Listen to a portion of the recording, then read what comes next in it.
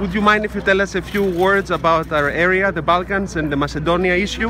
In your language is fine as well. There's no problem. Много важно е договора за добросъседство между Скопие и София.